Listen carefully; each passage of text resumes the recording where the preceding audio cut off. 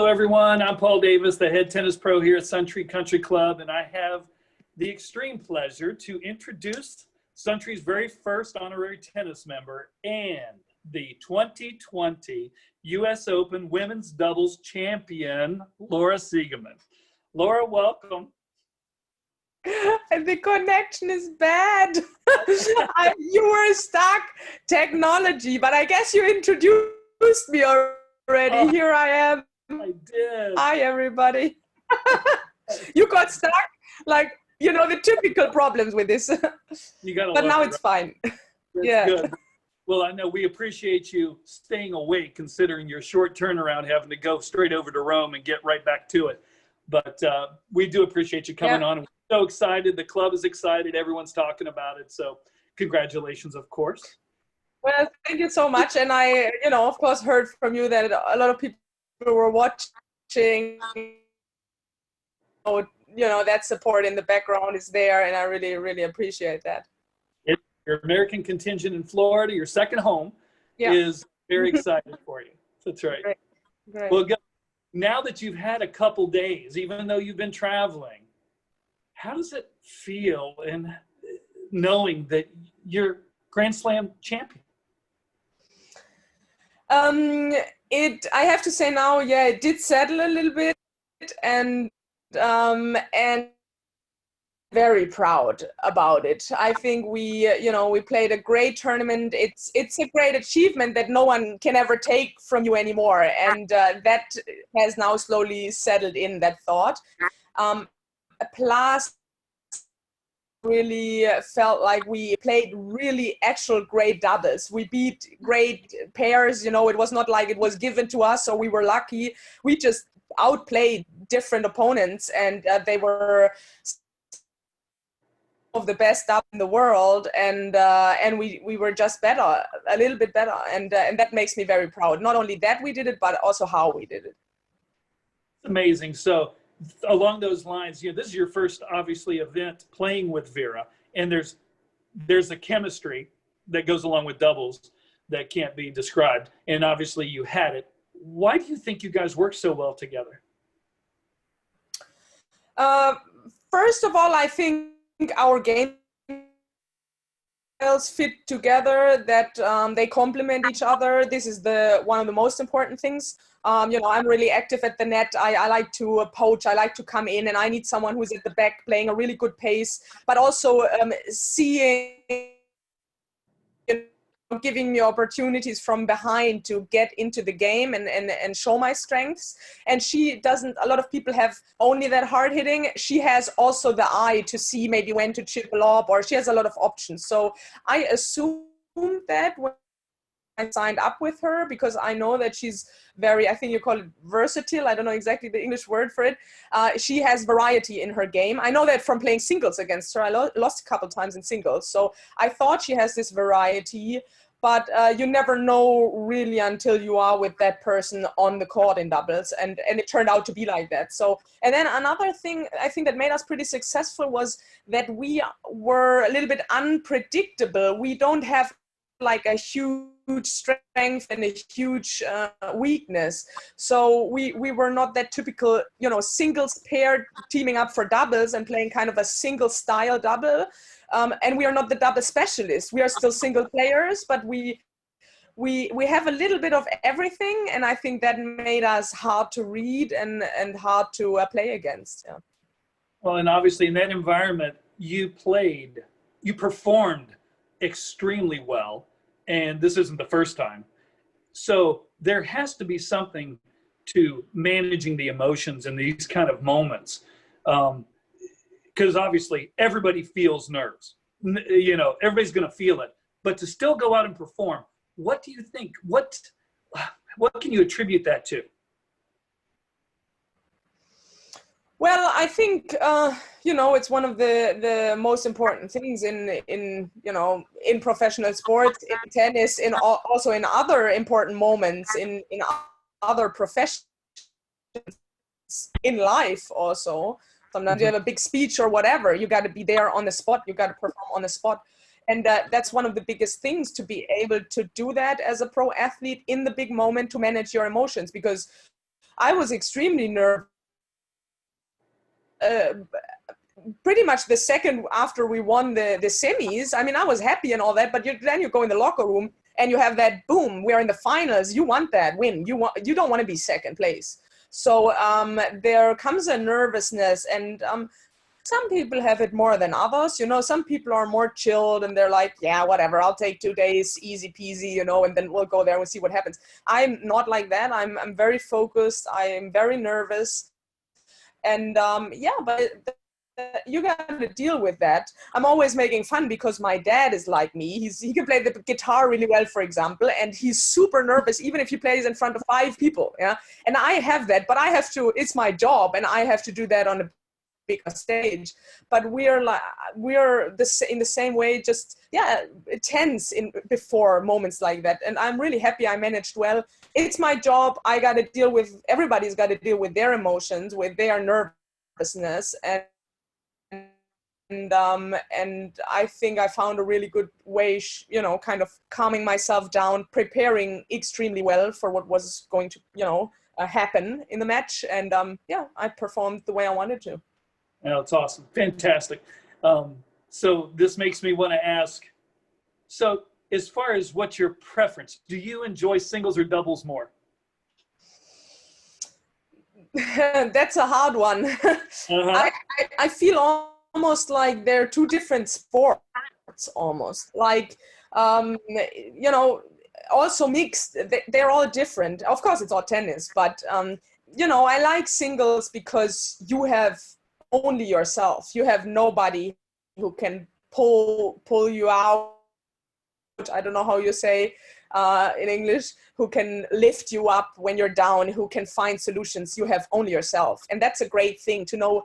On one hand, all the pressure's on you. On the other hand, you have everything in your own hands. I love that about singles. And you don't have to share with anybody. It's just your performance, and it's not about I was better, she was better. It doesn't matter. It's just you. In doubles, I love the team. I love that you have to click together. And I love also that I'm very dominant. I'm usually, you know, the alpha person saying what strategy we're going to play and all that. But I love that challenge to give the other one room to speak together and to trust each other and find solutions together. That is a great thing. It's like a teamwork, even though it's a small team, but other people might know that from, you know, bigger teams, but it's just this chemistry that happens on the court. And it's in the nicest way. It shows when you're like, I don't know, it's a big moment. Let's say it's 5-all in the second set, it's 30-all, and you look at your partner and you're both like super tight, and you say, okay, let's do, and you say the same thing at the same time. You say like, okay, let's go fire, I go left, or something. And you're looking at each other and you're like, that's what we're doing.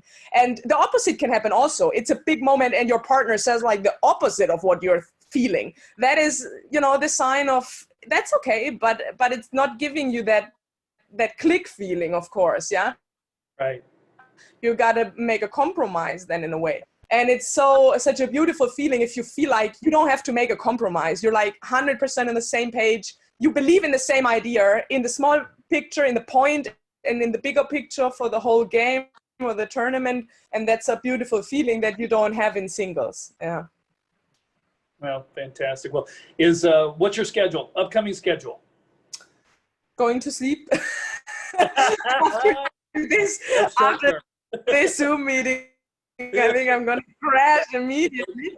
And well, technically, I was here in the qualies in Rome. It's a premier event. It's a great tournament. One of the ones where I would put my main focus on usually. You know, it's clay court. My favorite surface, and but with this COVID, the schedule is so tight. And of course, I'm happy. You know, you want to be long in a tournament. You don't want to be ready for the next one and there and done. You want to be as long as you can in one tournament. So I was supposed to play qualies here in Rome yesterday, which I obviously couldn't make. So I'm out of the singles. I couldn't play, and I have doubles here, and they'll either put us Tuesday or Wednesday. Tomorrow we have a practice day. I would some balls. I mean, it's clay court. I got to adjust to a new surface. and we'll just have a light practice day, try to recover a little bit. From coming this side, the jet lag can be pretty severe. So I also got to watch my body, you know, not overdo it, and try to recover well in the next days while already starting the next tournament. Right, and I know you're not, you weren't able to play with Vera this event. When's the next time you'll see her? Well, we arranged for our agreement was that we feel like we have the same philosophy about doubles. We still both have a high priority for singles. Doubles is not our main priority yet. Will maybe be one day, but not yet, because we both feel like we can still do very well in singles. But we like to play doubles, and we try to play the big tournaments with each other. But we had, before the USA Open, we had made other arrangements already. So that's why in Rome we're not playing together. But we said, if it's going well, we'll play Paris together. And I think it went pretty well. Not so bad. Yeah. That's great. Well, good. Well, I got a couple of questions from members, and I wanted to, let's see what's here. Here we go. In your opinion, Laura, what did you see as the biggest pros and cons of the bubble environment this year? Yeah, there are absolutely pros, or let's say cons and pros. Yeah, the cons are definitely that, it depends a little bit what kind of person you are. I am usually that kind of person. I like to go to the tennis side. I do my job. I play my match. I do everything as good as I can. But then I like to leave. I want to go away. I don't want to see the other players, the other teams all day long. If I have a day off, I like to go out in the nature. Usually in New York, we would stay downtown somewhere. We would go to Central Park. I need to get my mind off tennis sometimes to play better, actually. And that's impossible in a bubble. In a bubble, you are always in the hotel with all the other players, or you are on site with them. You can never get away from the craziness and the competitiveness. And that's really hard for someone like me to find quiet and tennis free time in the mind to be well rested for the next performance or the next match. On the pro side, I would say one of the best things is that we have more organized, let's say, physio treatments, massage treatments, all the things we have to do to recover. We have to book appointments, where before it was kind of walk-in. So if you wanted a physio treatment, you went in there. There were, I don't know, 10 other players getting treatment, wait for treatment, and you were sometimes waiting around an hour or two to hold your spot in line to get a treatment. And now you really book a spot. The treatment is not at the site anymore, it's at the hotel. So you could do it in the evening before you go to bed in a much more relaxed environment than, usually it's on site, it's all really crowded in the locker room and all that. So that's definitely a great thing. But I'm not sure if they would keep that up even after COVID. Right. They to have people come one after each other rather than, everybody in the same room at the same time. These are two things that I can name. I mean, of course, cons, it's not great that we cannot take our full team. We're right now able to take one, maximum two people on site with me or with us, and that's not enough. And then bigger names get exceptions. I mean, Naomi, she had, I don't know, 5 people in the box. I don't know how she managed to do that. So there is like first class, second class kind of environment. And yeah, on the pro side, I think I could probably say more things in the side, of course, but there are a few upsides to the new system.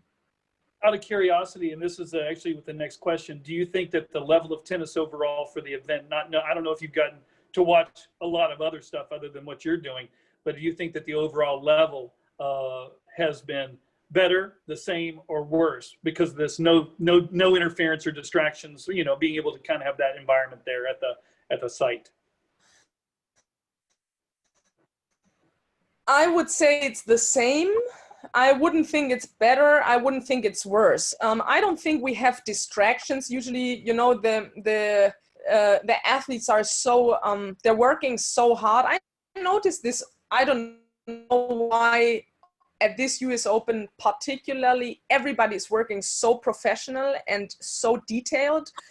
There's not such thing like, I don't know, 10, 15 years ago, maybe, there are always exceptions, but you won't find, you know, the determined people, like, I don't know, in the nightclub the day before they play a match. You know, that's just not happening. People watch their nutrition, they're super fit, they're preparing extremely well for their performance and to get the best out of their body and their game.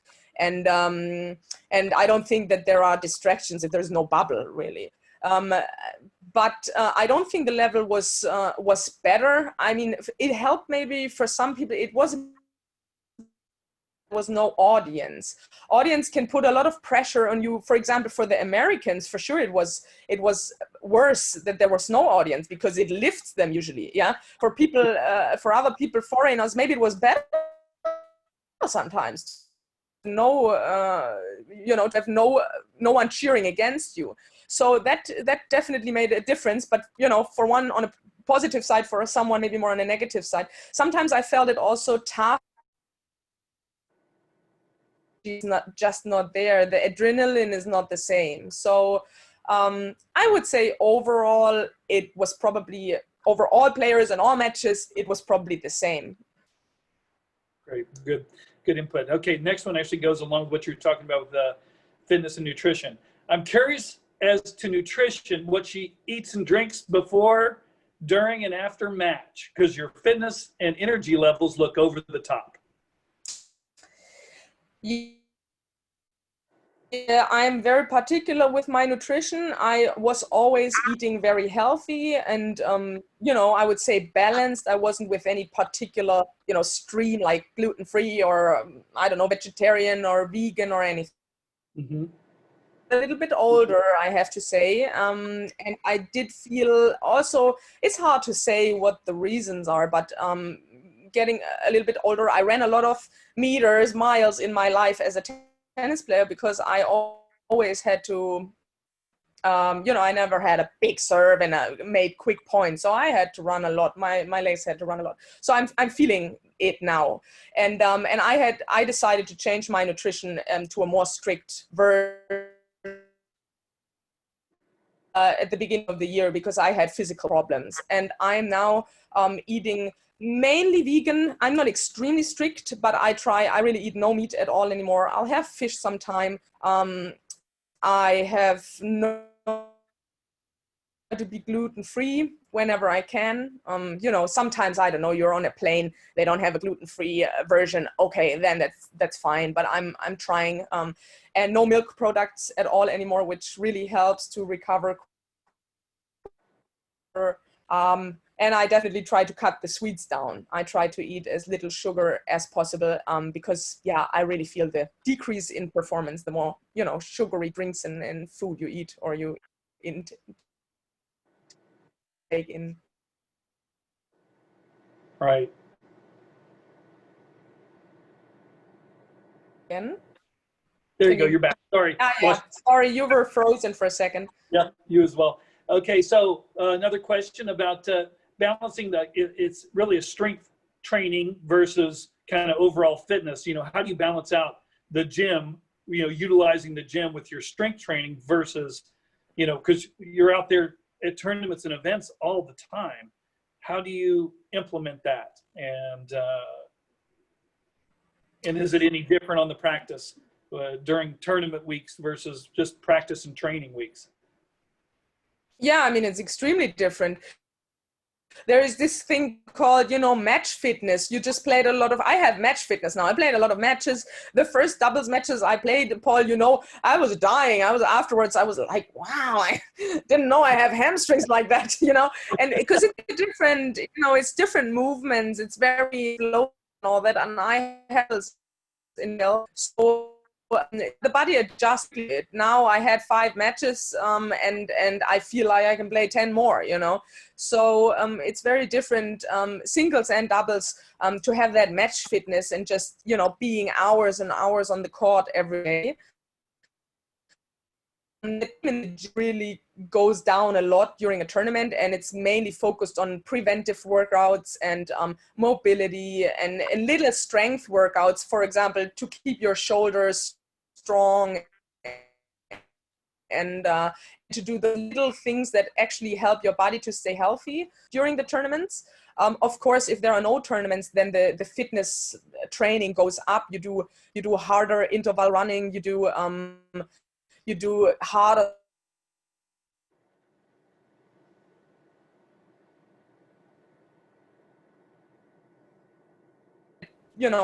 during the tournaments, your performance would decrease because you would be tired already before you are even playing your match. So you got to be really careful balancing out staying fit, not losing anything, but not overdoing it so that you still have energy for your match and you're not already tired before it even started. Makes total sense. Well, good. Well, Laura, we appreciate you taking this time with us. And well, obviously, there's one question we have is, when do you get to come back to your second home and visit us here so we can celebrate properly with your new Suntree family? Yeah. Well, as of now, the schedule, first it seemed like it ended with Roland Garros, with Paris. And now they put up more tournaments. So now it kind of stretches through the month of November, even into December. And I would definitely like to play some more after Paris, but it depends also how, if I can get into the tournaments, or it's really hard to say how the draws will be and how many people want to play at that time. I am hoping to come back in November for a practice phase. I think that would be probably the only time to come to Florida to have a training period, because as of now, we have to go to Australia early with all the, quarantine situation and all that. So probably early December or latest mid-December, we have to start already the new year flying to Australia. So I really hope that before that we have a little period of a few weeks to come to Melbourne and train there for the new season. Great. Well, good. Well, we look forward to having you, of course, and everybody's going to be, we'll be planning a party, and so you can meet and greet and see everybody just to celebrate with us, because we're all very proud to have you connected. And personal note. Well, I would definitely. What's that? Yeah, I would definitely love that. I really, I think it's so awesome that the people are following it, that you're watching it, that you're coming together to watch it. That makes me very proud. It's one of the big reasons why I play tennis, because I want to, inspire people. I want to make people watch tennis and be excited and have someone, that like kind of pulls them into the sport. And if I can do that, that makes me really happy, and I'm of course happy to make a little party, and even if it's much later, then I would really be looking forward to that. Fantastic. Laura Siegemund, thank you. 2020 US Open women's doubles champion. Thank you for coming in. All the best. Go kick some more. Thanks, Laura. Talk soon. Thank you very much. Ciao. Greetings to my second home. Ciao.